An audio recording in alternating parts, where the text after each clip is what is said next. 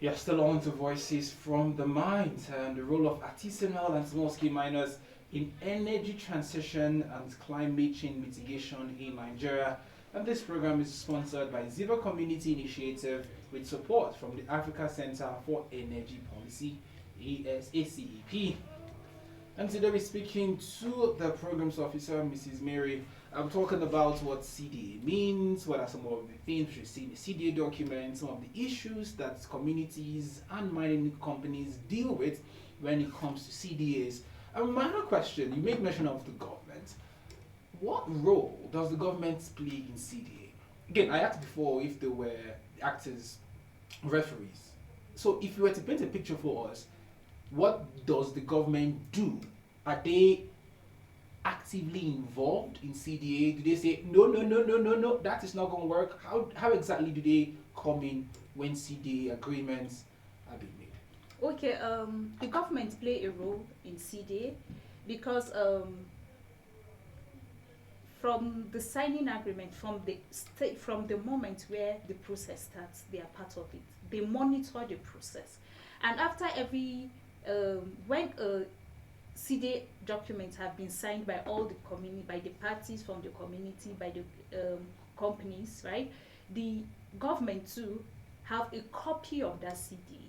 Okay. Yes, from the federal ministry. So every CDA that have been signed and followed through the thorough processes, the government monitor it. That is why they are important, because even after when the project starts, when the mining community start, they also follow up in monitoring if they are actually doing what they are supposed to do. Yes. All right, so the government follows up to know if these communities or these corporations and companies are doing what they should do. Yeah. You can be a part of the conversation by calling into the studio lines on 09055666699 or 08121877777. We're talking community development agreement this morning, what it means and how the process goes on between the mining corporation or mining companies in this situation, the community and the government. Well, from your experience, working with communities for as much long as you have done, what are some of the issues, major issues you've dealt with and you've seen when it comes to CDAs between communities and corporations? Okay, from our experience from working with mining host communities, one of the things we've noticed and from our conversations with the communities is the fact that the mining companies are not actually doing what they're supposed to do. Like I said, we've been to so many communities in Nasarawa, in Plateau State, and then what we see is the fact that you hear that the mining company are here, they have been mining for years, but there's nothing to show for it. And that is where Ziva comes in. Now, we've done a training to artisanal and small scale miners some years back, even last year in Plateau here in Nasara. And one of the things we train them on is how to speak for your community, how to demand for your rights. The questions you should ask when you see mining communities come into your community. Don't always sit and allow them do what they should just do and leave. Ask questions. Have they been registered? Do they have the license to mine first? If they have, okay, where is their CDA agreement with your community? So those are the kind of things we always train them on, so that they will be able to speak up for their communities. And from how would I say, from our success stories, we some of the people we trained and we've spoken to, they said after our training they were able to go back to their communities and ask for those things from their leaders. Where are those CDs? Are they signed or not? And someone gave us an instance where he saw a mining company coming into their community, and he went on to ask questions. Why are you here? What are you doing? So you see, these are the kind of things we want to see, that we train people and they are making impact. That the training is not just we train and they leave, but they are going back to their communities and they are asking the right questions. Yes, we might not have the large responses right now, but there's a step to everything. There's a step to everything. Yeah. Well, let's speak first of all before I ask you my other questions, because like they talked about the training. I want to ask what are some of the possible questions people should be asking, because I've heard stories too, like you mentioned, where people just see random persons in your community mining and like, okay, so what is happening? I'll ask you what kind of questions they should ask and how those questions should be framed. Apologies that the phone lines are still opened, 090-5566-6699 or 081-218-77777.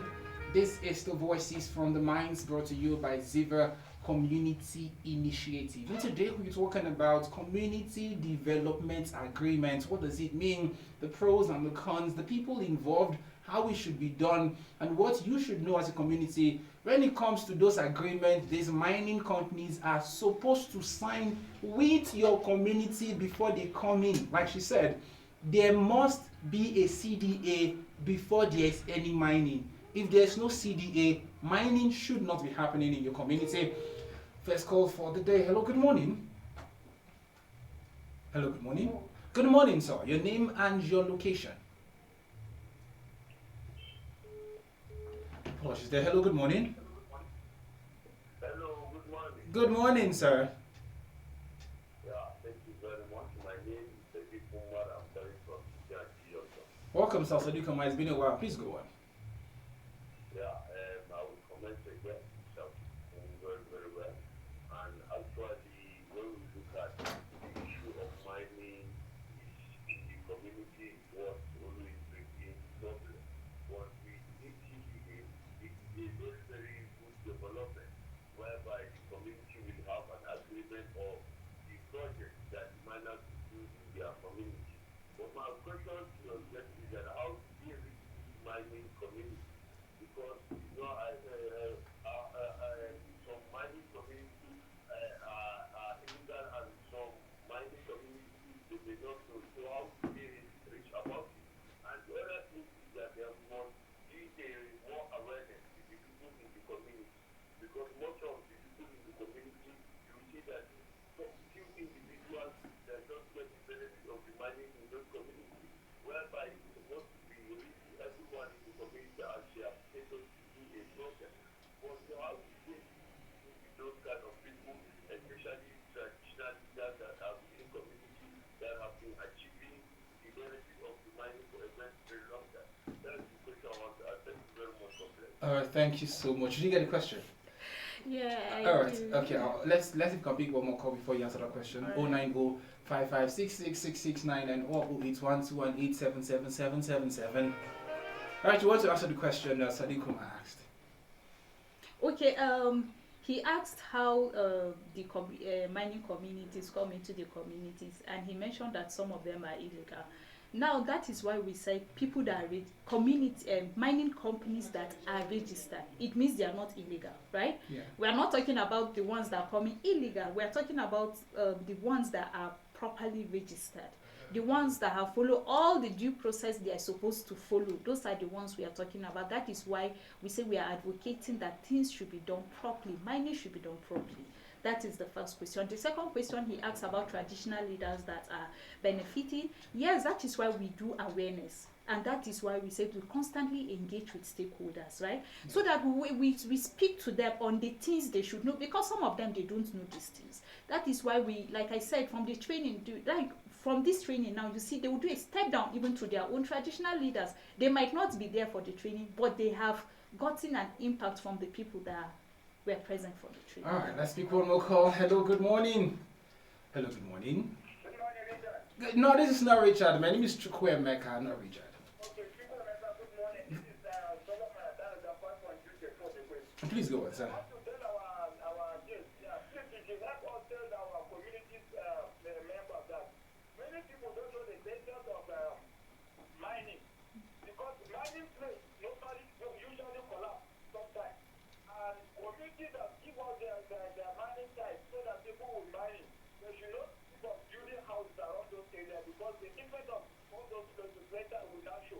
So we should help us to put more light on this issue. Thank you very much. Thank you so much for calling. Full lines are still open. 090-5566-6699 or 081-218-77777. All right, and my question I was going to ask you before we started picking calls is, you talked about the trainings you have for these communities. Yeah. When you go train these communities, first off, somebody asks, how do you know these communities? Do you have like a database, right? My second question is, what are the things, kind of questions they should be asking? Because I know that for many people, there is often the, who are these people here? What kind of, how do I approach them? So give us like a rundown, like a crash course on the community, seeing people seeing corporations, companies in the community. How do they approach them? What kind of questions should they ask? And how do they get responses from these companies? Okay, from the first question, how we identify the communities. Okay, we know that there are mining communities spread around in Plateau State, right? So what we do is we go to the communities and we ask questions. Once they say person that asks never got lost, Yes. right? Yeah, so we ask questions, and aside the questions, we have contacts from those communities. So that is why, and there's a database. We have a database of those mining communities in Plateau State. When I say database, I'm not talking about the artisanal mining, but we have a database of those communities where mining takes place in Plateau State. So that is how we've been able to locate. When you ask someone, okay, in this community they mine, what is the name of the community? Now that is how we've been able to gather information about those communities where mining takes place in Plateau State. And once you've established a relationship with them, it's easier to have access to the communities because of our relationship with them. We've been engaging with them, so it's easier for us to go into those communities, we talk to them, time to them, and then we have a good engagement. And then when you talk about the Yes, the kind of questions they kind should of ask, how questions they should ask. approach. Yes. So when we are looking at the kind of questions they should ask, we should look at, like I said, if you know the one. Okay, let me say this. To respect with everybody, most communities in Plateau State are artisanal based. Okay. Yes, like within Josa, there are few mining. We don't have mining companies like that mine. Mostly it's artisanal based. And you know, when you have artisanal based kind of mining, you hardly have development from that because everybody is mining individually. Yes. They are not under any company. But now when we are looking at community development act, it has to do mostly with the mining companies, because mining companies use heavy machines to mine. Artisanal miners use crude methods, they use manual methods. Please hold that. Okay, so I'm going to pick your call. Now, just hold that for there. You talked about small scale miners, artisanal miners, and these companies. Let's segue a little from our conversation. All right. Which has more effects, detrimental effects, on the community? Because if one is using crude methods and another is using heavy machines, I imagine one would have more environmental effect detrimentally on the community. Which of them has? Please, see that question. Hello, good morning. Good morning, sir. Your name and your location. Your name is what? Okay, Kani from where? Angwarokupa. Please go on.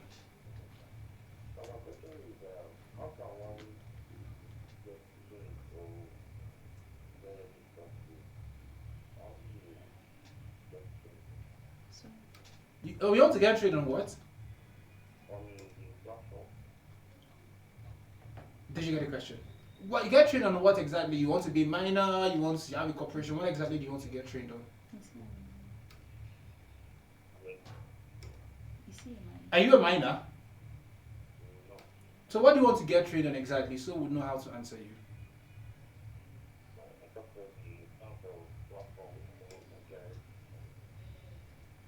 Alright, thank you so much. I'm not sure we got the question clearly. However, is that on the platform? Again, I'm trying to see if I can walk my way around. I think he's trying to see if there's a platform where maybe we can train the communities on this CDA, right? Yes. But like I said, that is why we partner with the stakeholders within the communities, at the local level and also at the state level. Yes, and then we also, like I said, train artisanal and small scale miners from the communities. And we do town hall meetings where we open where the communities can participate, stakeholders from because you cannot say everybody from the community should come. That is why you have to break them down into stakeholders, into different levels. Yes, so that is how we engage with them. That's how we engage with them. Yeah. The phone lines are still open though, 9055666699 or 08121877777. We're talking community development agreement this morning What does it mean? How do they go about it? What are some of the things that should be contained? The pros and the cons, the involvement of government in CDAs. You can be a part of the conversation by calling into the studio lines on 09055666699 or 08121877777.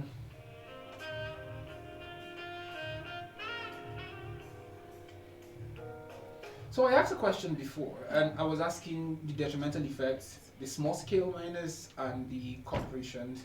From your experience, conversations, which of them has more detrimental environmental effects? Okay, I'll not say one half more than the other because it depends on how you mine. It depends on how you mine. Because if you look at Plateau State, for example, there are a lot of environmental devastation in Plateau State. And then from history, from the 1940s, where you have the foreigners coming to mine in Plateau State, those days, they left without covering the environment. It was just left there, abandoned, and they left. So you see, that means even the companies can have effect where you mine, and then that is why we advocate for land reclamation, where you mine and cover it back, or you can translate it into an agricultural setting where it can be turned into a fishery port, or for instance, the refuge resort is from mining. Yes, it's from mining. Yes, mining corporation that created this. No, after the mining have taken place and the place was left, so they have to turn it into something that the state will benefit. Was it the mining corporation that did that, or the community? No, it's not the mining company, it's the state. The state that did that. Yes, yeah. Okay. So these are the kind of things we are saying, that there should be a reclamation back. Now you see, you can have artisanal miners mine also. You can have them mine in a community. That's why we also always advocate that when they mine, when they dig those pits, if you've been to a mining site, you see like a well dug in different years. So we always advocate that after mining, they should cover it back.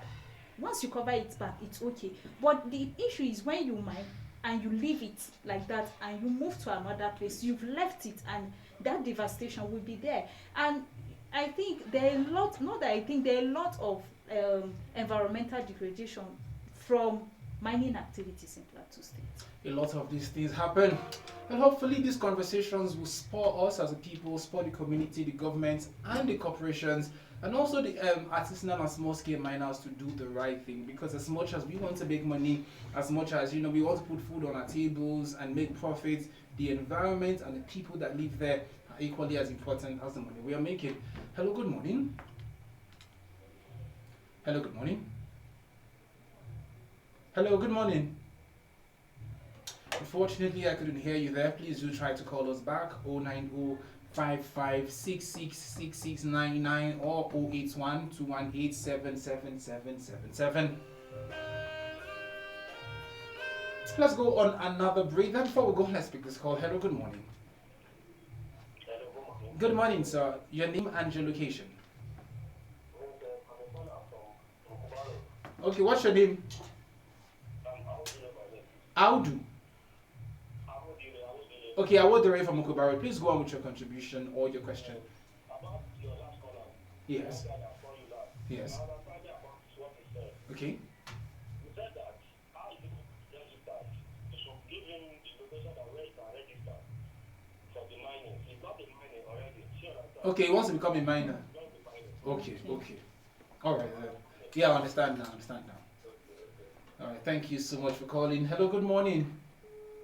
Apologies there. The phone lines are still open. 09055666699 or 08121877777. Let's go on another commercial break. When we come back, we're picking more of your calls, answering your questions, and I'm having a conversation around CDA, mining corporations, and artisanal and small-scale miners. This is still Voices from the Mines, brought to you by Ziva Community Initiative. Go away.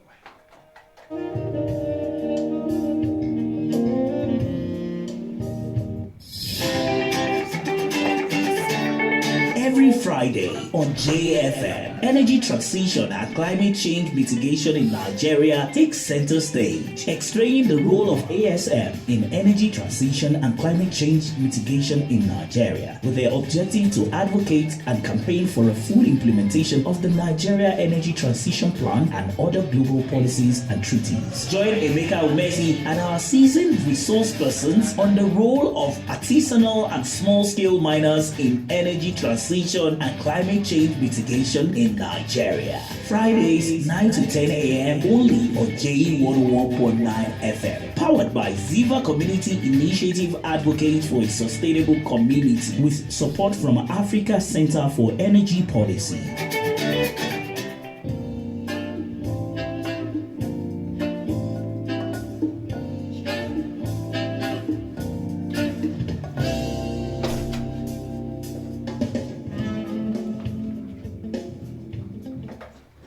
You're still on to Voices from the Mines, brought to you by Ziva Community Initiative, with support from Africa Center for Energy Policy. And today we're talking about community development agreement, what it means. We've been having a lot of calls, people asking a lot of questions, and we're answering those questions as best as we can this morning.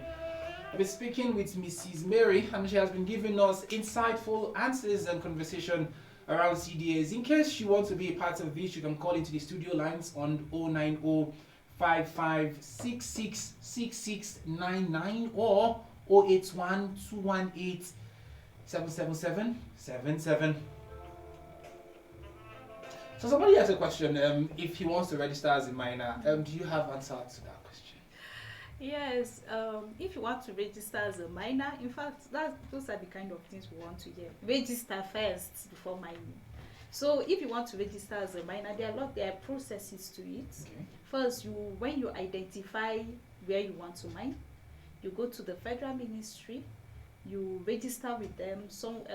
They have the surveillance team that will go there to supervise, do the needs assessment, there's something they call environmental impact assessment, okay, yes, of the land. So you do all those processes before you start mining. So once anybody that wants to register, please, you can go to the federal ministry. When you get there, they will show you, they will tell you all the processes that needs to be done. But like I said, first where do you want to mine? You need to take them to the land where you want to mine. They will see, they will do the environmental impact, do all those processes.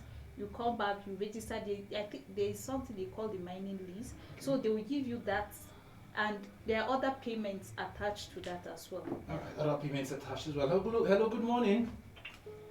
Apologies there, I couldn't pick your call early enough. The phone lines are still opened. Please do try to call in and let's have a conversation. 090-5566-6699 or 081-218-77777. This is Voices from the Mines, brought to you by Ziva Community Initiative. We're talking about community development agreement today. This show basically is to have conversations around the issues that small and artisanal and small scale miners are dealing with in the country, have conversations around the policies, around the environmental issues, around all of the things that surrounds mining, whether it is small scale, artisanal, or even the corporations, so that as a people we have a healthy environment, so that as a country we have more monies from the mining processes, and so that as a people too we also get more money from doing the things and doing them right. The phone lines are still open. Hello, good morning. Hello, good morning. Hello, good morning. Hello, are you there? I think the networks are not giving us what we want them to give us today, but do try to still call us back. Let's not give up. 090-5566-6699 or 081-218-77777.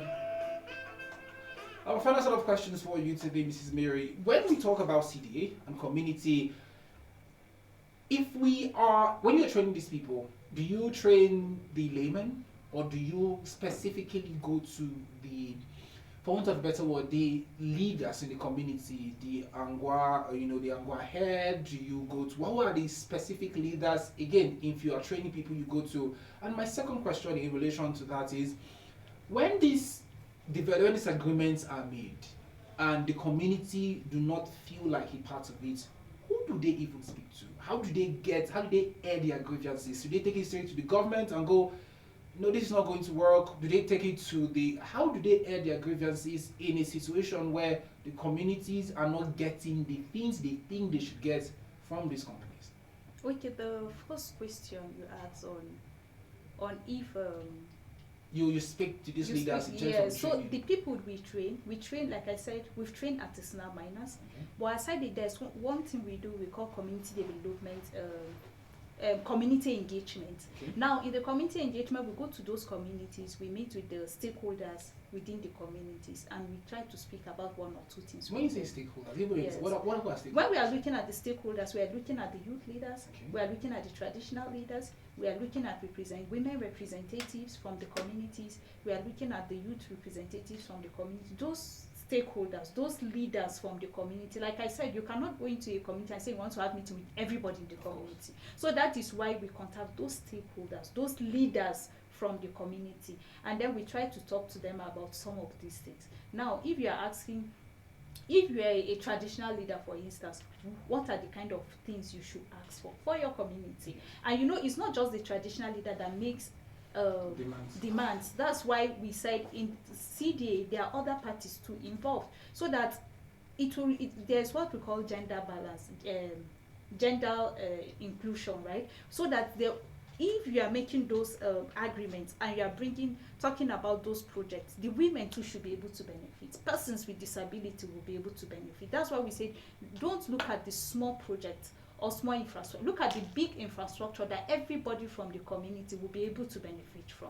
So that is so the trainings we do, like I said, we are currently looking at how we can train traditional leaders in Plateau State, so that especially from those mining host communities, so that they'll be able to speak about issues like this, about CDA. They'll be able to talk about, we'll be able to talk to them. They will know about those kind of things they should be demanding.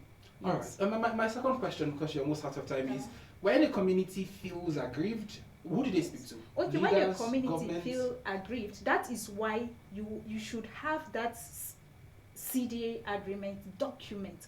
The community should have a copy. The persons involved in this CDA, everybody should have a copy, so that you'll be able to monitor if the community, now if they are not able to, that's where you raise with the federal ministry. That is why you have them monitor the process. Now you call their attention to say, okay, we've signed this agreement with this company, we have a copy, but they are not doing what they are supposed to do. Can this document, signed document, can it be a legal tender if you take them to court?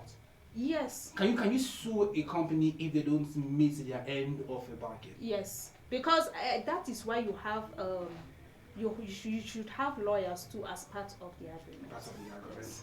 Final call for the day before we leave this morning. Hello, good morning. Hello, good morning. Good morning, sir. All right, Matt, please. 30 seconds, sir. Please go on. I'm just appealing to all of us that we should try as much as possible. In as much as every week they will be hearing one story in one area, part of Nigeria, in part of the security is the job of everybody to talk to them. Wherever you are going, whatever you are doing, be very, very conscious. If you see anything, you move for authority. All right, then. Thank you so much, Mazi. Final call. Hello, good morning. Hello, good morning. Hello, are you there? Unfortunately, we can't pick any more calls today. So, ma'am, final words, small-scale artisanal miners, final words to companies who are either here or are planning to come to Plateau State, and final words to the government who are supposed to be the big brother in ensuring that these agreements are signed as and when due, and they are complied to as they should. Final words to all of these people. Okay, final words. I'll say first to the communities. The communities should be proactive. Okay. They should be able to know the people when any mining community is coming into their community. So they should be able to always ask questions, ask the right questions. Like we said, those kind of questions is, are you registered? where is your document? Show us the legal documents. Yes, so ask those kind of questions. Then also to the miners, we're also saying that mine properly, mine responsibly, so that your communities will also benefit from what you are doing. Then to the government, we will say that they should keep on follow up with those community development agreements that have been signed before, and those ones that are in the process. Let the process be seamless. Let every agreement be to the benefit of the communities. Yeah. Let every agreement be to the benefit of the community. Thank you for coming through this morning, ma'am. Thank you for giving us what we need to hear. And I'm sure many people, those in these communities and those who are planning to become miners, small and artisanal scale miners, and even those that have money like Richard Badun that want to start a mining company, hey, this is what you need to listen to. Go and get your documentations right, and please sign those CDAs and make sure you do the things you've agreed to do. We'll be here again same time next week Friday from 9 to 10 a.m. to give you all of this information, educate you and inform you on the things you need to know when it comes to small and artisanal scale miners. Like I always say, stay out of trouble, spread love and seek the truth. Adios.